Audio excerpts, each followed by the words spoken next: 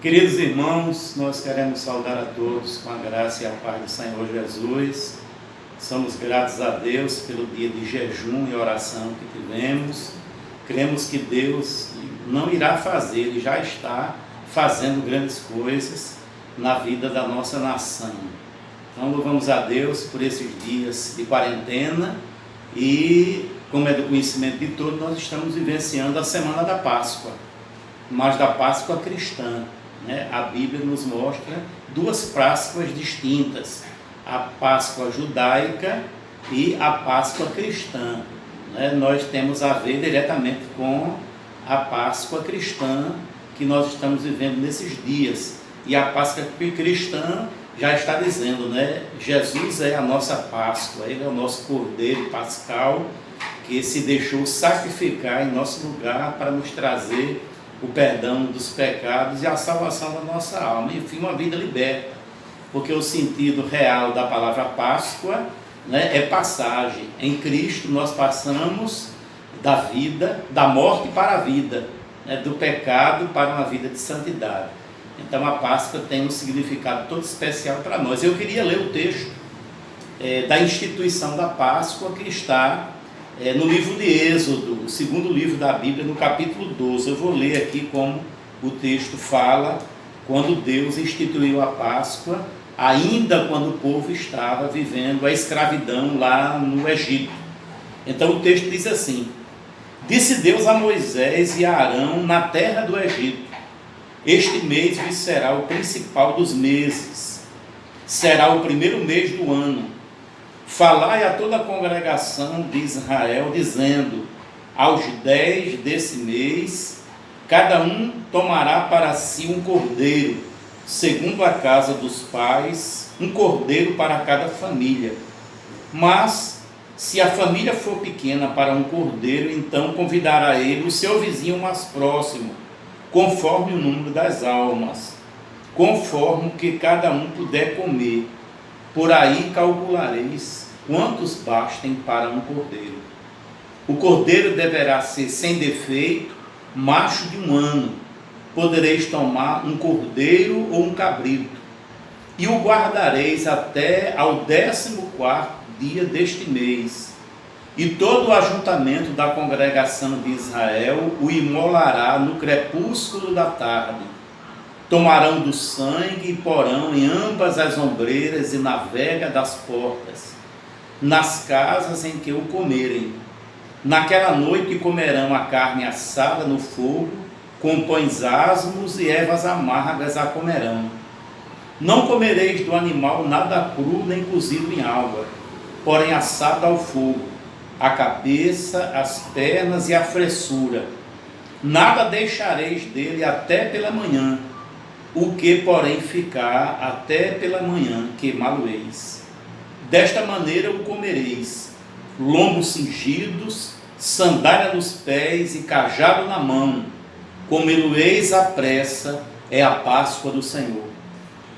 Porque naquela noite passarei pela terra do Egito, e ferirei na terra do Egito todos os primogênitos, desde os homens até os animais, e executarei juízo sobre todos os deuses do Egito.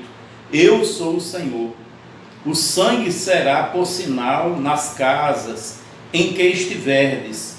Quando eu vir o sangue, passarei por vós, e não haverá entre vós praga destruidora, quando eu ferir a terra do Egito. Este dia vos será por memorial, e o celebrareis como solenidade ao Senhor. Nas vossas gerações o celebrareis por estatuto perpétuo. Amém. Até aqui. Então nós estamos, irmãos, aí diante do texto que mostra quando Deus instituiu a Páscoa. Todos nós conhecemos a história, O povo de Israel já estava há 430 anos escravo do Egito, desde a morte de José. Passaram outros faraós e o povo de Israel estava lá dentro do Egito e tornou-se cativo por causa do ciúme dos egípcios pela prosperidade e a bênção de Deus sobre o povo de Israel. Então tornaram os israelitas, os judeus, escravos. E essa escravidão durou 430 anos. Então Deus aí ouviu o clamor do seu povo e providencia a libertação, usando 2 homens de Deus, Moisés e Arão, para liderar o povo nessa saída, né? A palavra Páscoa quer dizer passagem, né? Então o povo estava para sair, estava para passar de um estado de vida de escravidão, de sofrimento, de humilhação, para uma vida liberta com Deus. Então Deus vem e nós sabemos da história que Deus mandou algumas pragas quando o coração de Faraó se endurecia, e quando Deus estava para mandar a 10ª e última praga, então Deus manda que Moisés comunique ao povo, né, sobre a Páscoa, sobre essa festa. Era como se Deus estivesse fazendo uma festa de preparação, de comemoração da libertação do povo. Então Deus instruiu como essa festa deveria ser preparada, né? E Deus instituiu ali os símbolos da Páscoa: o cordeiro, cujo sangue deveria ser passado nas vergas das portas, né?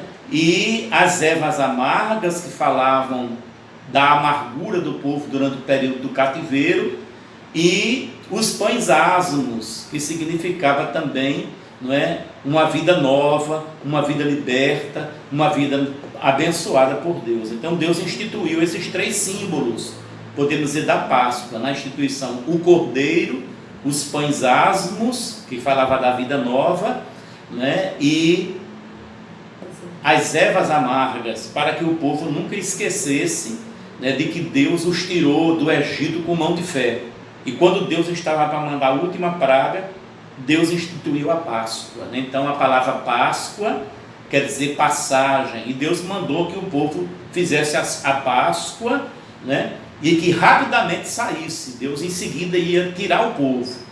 E essa é a primeira Páscoa, que a gente chama de Páscoa judaica, e ela significa o quê? Libertação. A palavra Páscoa também significa libertação. O povo foi liberto do cativeiro egípcio, cativeiro político, né, econômico, social, né, esse cativeiro que o povo estava no Egito. Então Deus, com mão de ferro, né, realizando grandes maravilhas, grandes milagres, Deus tira o seu povo, né, e o conduz. Deus não somente tira o povo, mas vai com o povo, conduz o povo até Canaã, né, livrando, guardando, protegendo, fazendo a provisão de suas necessidades, né, livrando de todo o mal. Então Deus libertou e com o povo seguiu, guiou, né, dirigiu o povo até Canaã. Essa é a história da primeira Páscoa. Mas a Bíblia relata uma segunda Páscoa, que nós a chamamos de Páscoa cristã, né, que é a materialização dessa primeira Páscoa, né? Cristo de fato é o cordeiro, aquele cordeiro que deveria ser imolado, o sangue ser derramado. Tudo apontava para Jesus Cristo, para o seu sacrifício, né? Para esta libertação que Deus iria proporcionar para nós hoje. Ali Deus proporcionou de fato uma libertação política, social, econômica e nessas áreas da vida, mas que em Cristo nós teríamos a libertação do pecado, da condenação, da morte para a vida.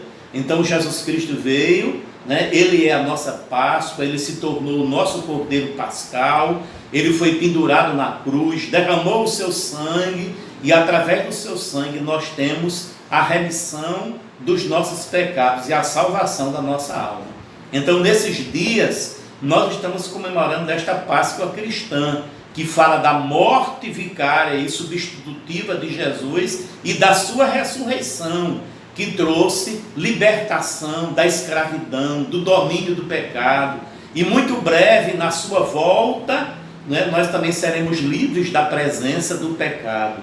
Então a igreja hoje está comemorando essa Páscoa, a Páscoa cristã, a morte vicária do Senhor Jesus e a sua ressurreição, através de quem nós fomos libertos da condenação do pecado, do domínio do pecado, da escravidão do pecado, e agora somos conduzidos por Deus numa nova vida, uma vida agradável a Deus, uma vida de santidade, uma vida que glorifica, que exalta o nome do nosso Deus. Então nós estamos felizes, né? Mesmo em casa, mas com muita alegria, nos lembrando, né, desta Páscoa maravilhosa, da morte e da ressurreição do Senhor Jesus no nosso lugar. Então nós louvamos a Deus pelo Cordeiro, né?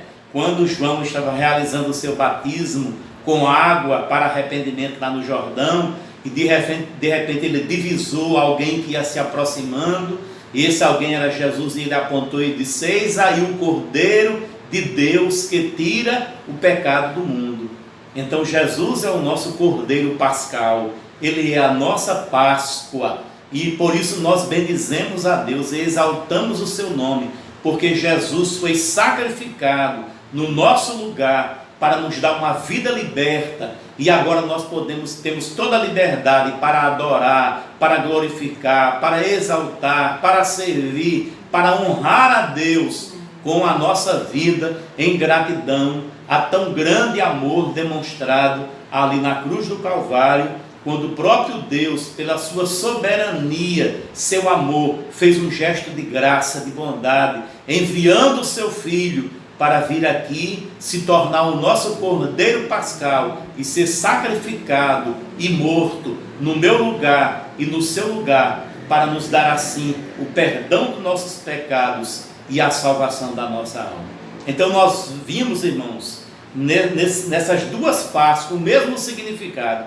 Quando nós lemos o texto, no versículo 14, diz que Deus ordenou que eles celebrassem a Páscoa, e que a Páscoa seria por memorial, em que eles deveriam celebrar por suas gerações e estatuto perpétuo.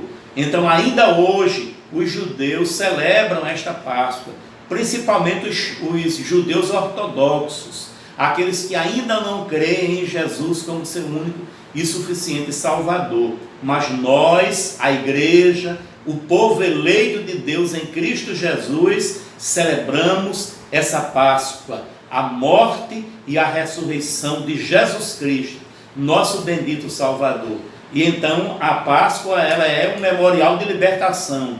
O povo de Israel foi liberto da escravidão política e nós somos libertos da condenação do pecado e da morte. Somos livres em Jesus e por isso devemos glorificar, honrar e bendizer o seu grande e maravilhoso nome. Que Deus nos abençoe, que Deus nos dê essa consciência, né? Páscoa não tem nada a ver com coelho, Páscoa não tem nada a ver com chocolate, Páscoa não tem nada a ver com colomba, Páscoa tem a ver, meus amados irmãos, hoje, com a morte vicária do Senhor Jesus, o seu sangue que foi vertido no nosso lugar para a remissão dos nossos pecados, nos trazendo assim libertação, salvação. Em Cristo nós passamos da morte para a vida e temos uma vida nova, liberta, feliz e abençoada para a glória do seu nome.